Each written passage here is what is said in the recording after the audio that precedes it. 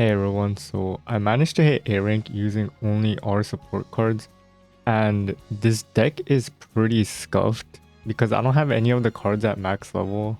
Like my Tachyon is max dupe, but she's only level 30 and my lowest level card is at level 20. So this video is going to be for people that might not have a lot of support cards because you might have prioritized the Uma banner over the support banner, or you just got unlucky and didn't get many support cards. You don't necessarily have to use an all R deck, and you can just slot in whatever SR or SR cards you have and then use R cards for the rest of the deck. Keep in mind though that this isn't for people that want to win in PvP, because as you can see my stamina is pretty abysmal. Like E plus 268 isn't going to cut it in PvP, and you're going to absolutely get decimated. So you don't care about PvP and you're just a casual player that wants to win in career, or just get the highest rank possible for your Uma, then this is going to be for you.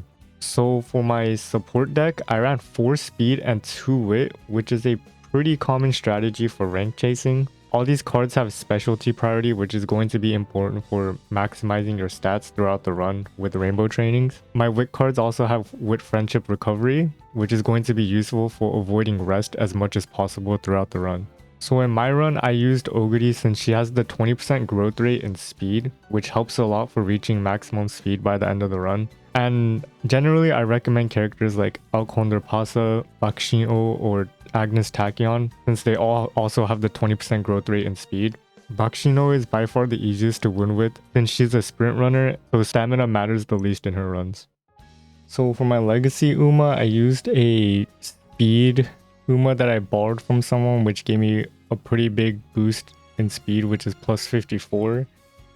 And I also used a power Uma that I had because that's all I had, to be honest. I didn't have any stamina sparks or speed sparks, so I used what I had. If you do have a stamina Uma that you can use, I recommend using that instead. So in the beginning, as always, you should prioritize your friendship.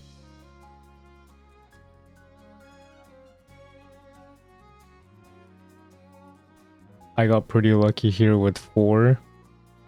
So usually when you don't have that many friendships stacked up in the beginning, you would raise your mood up by going to recreation, but since I am only using R cards and I won't trigger any other support events, the Kitasan support event will bring your mood up to great once you get through it twice.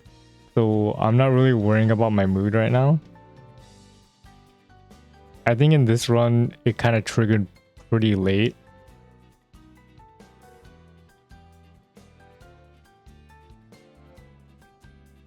I got a mood up from one of the events right now, but it wasn't the Kitasan Black. But here I'm just prioritizing like hints and getting my Kitasan Black maxed out as fast as possible. So for some of the dialogue options, you have the option to get more energy. Then you should do that because you want to rest as little as possible throughout this run. I prioritized Kitasan Black here because she had the hints, and also because she was close to hitting orange, and I want her to hit orange pretty quickly just so I can get her rainbow training as fast as possible.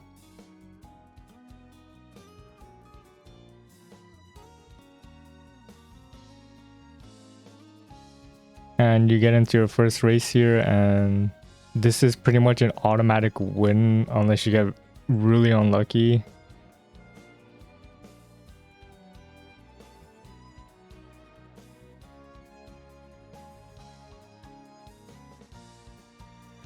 So we're back to getting our friendship up.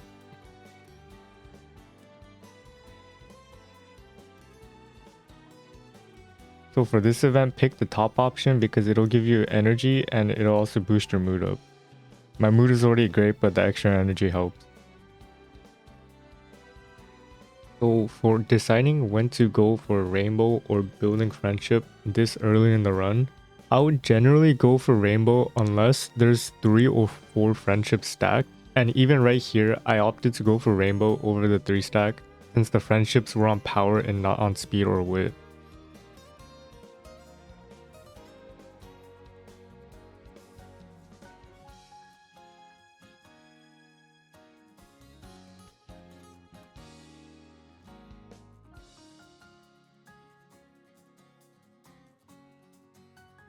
So I had no options here to train since my energy was low and there was no one on wit training. I looked at the races to see if there were any races I can run in. And I ended up resting because the available races weren't that good. But I scheduled the G3 race for next turn, since in Oguri's case, she needs to hit 3,000 fans. But generally, when there aren't that many training options, you want to run in races in order to get your fan count up. And you want to hit 50,000 fans by early November in your senior year to get the Iron Will skill, which isn't really a good skill, but it might be useful at the end of the run when you need to buy skills to boost your final rating for your rank. Pick the bottom option there to get a little bit of stamina, just to make up for the lack of stamina training through this run. Also, if you don't know the dialogue options, I'll link a site in the description that'll tell you what each dialogue option gives you what for each character.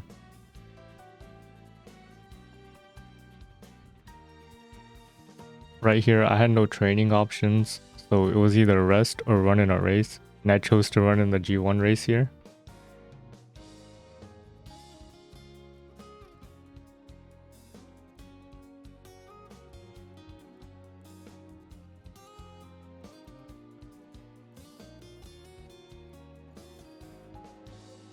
Right here, the training looks tempting because there's 4 Umas stacked, but my energy's super low, so there's no point in risking it, so the only thing you could do here is rest. So for the New Year event, you want to hit either middle or the top option. You hit the middle when you need energy, and you hit the top option for when you already have enough energy, and it'll give you a plus 10 boost in a certain stat. In this case, it's power.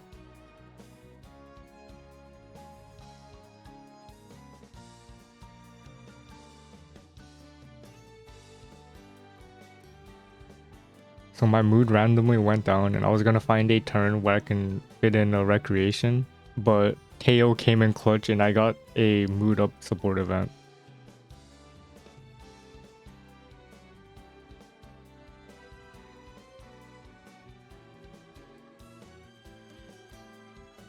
There wasn't that many training options, so I opted to race here. I checked the predictions to see what if I'm qualified to like run in those races, and it's always pretty important to check those because if you don't, then your stats might be lacking and you might just lose and just waste a turn.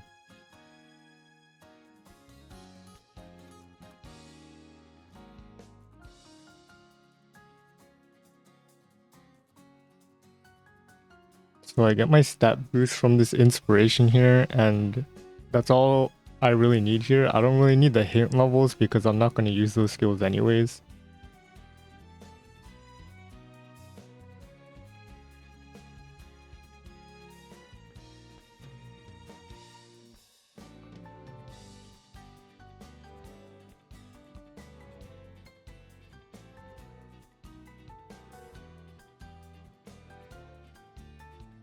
So I lost this race, which is pretty unfortunate, but it doesn't really matter because I did a few races before to get the fan count up.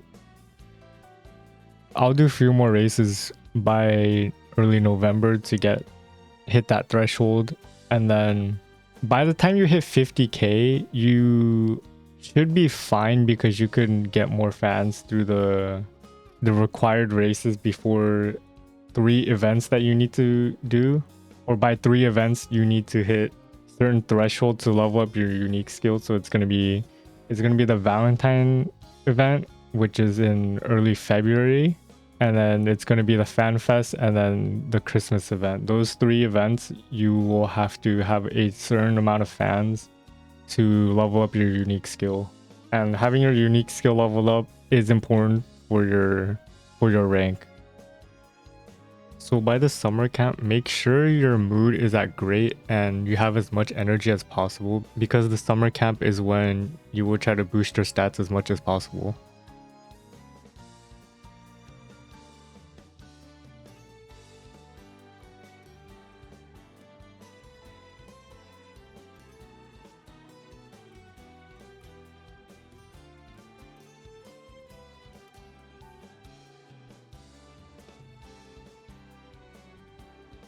I only ended up getting one rainbow training here, which kind of sucks, but it is what it is.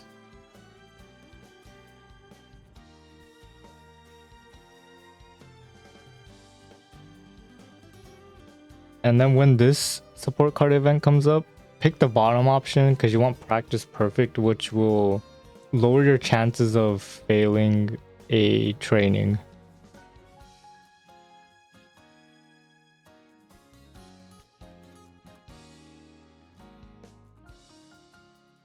So I grab Gourmand here because it hurts going for a skill with 0 hints, but I have no option because I'm not going to get any hints for it anyway, so might as well get as early as you can.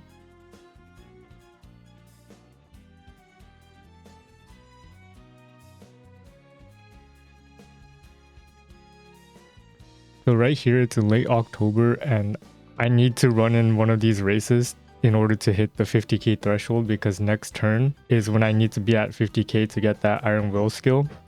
And even though the predictions say X, it should be a pretty easy win for me since I have the Gourmand recovery skill. If you don't have that, then you can use corner recovery or any other recovery skill to help you win these races.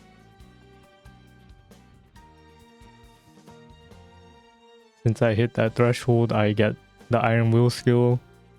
And from here on out, you don't really need to worry about your fan count and worry about doing too many races, since it'll naturally go up through the required races, as long as you win them at least.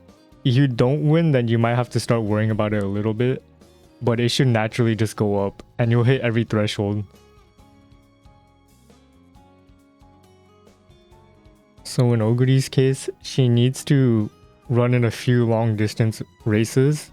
You gotta run in the Arimakinen twice. One of them you have to hit top 3, and then her final race before the URA is you have to hit place first. And since they're long distance and I'm not building stamina at all, it's going to be pretty difficult without Gourmand once again, or a recovery skill to make up for that lost stamina. The second New Year event is going to be a little different. The middle option is going to be +5 to all stats, while the top option is going to be +30 energy. So the same thing applies here. If you have enough energy, then go for the middle option. If you don't have enough energy, then go for the top option. So this raffle event is just pure RNG, and as long as you don't get the tissues, you should be fine. If you do get the hot spring ticket though, you better lock the fuck in, because it's rare and you can only get the scene after you win the URA Finals. And then we reach Valentine here, which levels up my unique skill because I had 60,000 fans. And then here, I opt to run in a G2 race, because at this point in the run, if there's no rainbows, I don't really want to train because it's not efficient. So if I have the option, I'll just run in a race because that'll land me more skill points, and those skill points will come in handy at the end of the run.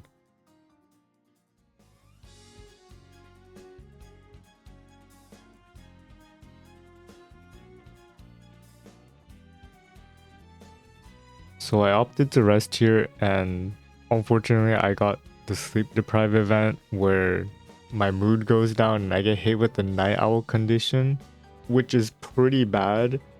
But the good thing is my mood will go back up because it was right before the FanFest event. And my unique skill level went up because I had the 70k threshold for the fan count, and I also had the director friendship at green.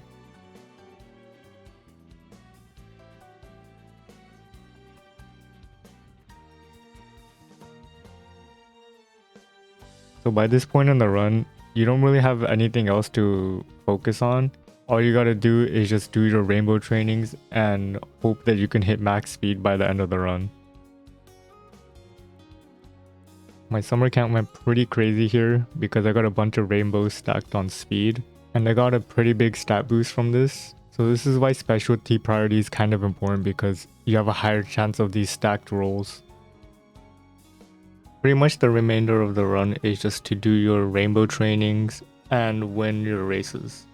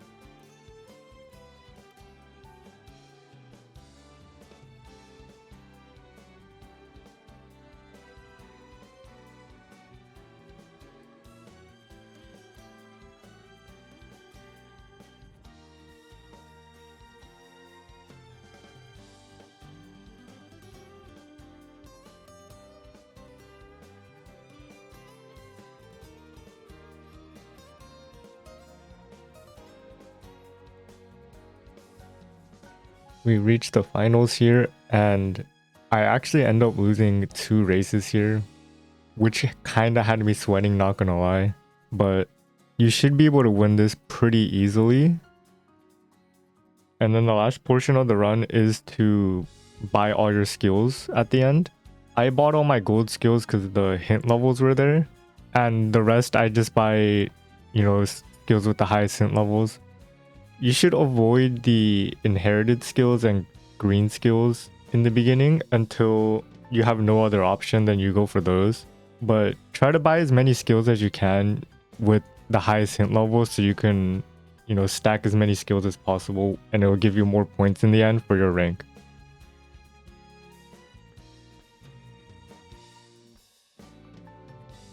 And there you have it, A rank with only R support cards. It's definitely doable. Obviously there was some RNG involved, but that's just the nature of this game. I hope I was able to explain things well and you learned a thing or two. If there's anything I missed, let me know in the comments. If there's demand for it, I can do another run with R support cards only on another character. But other than that, that's about it from me.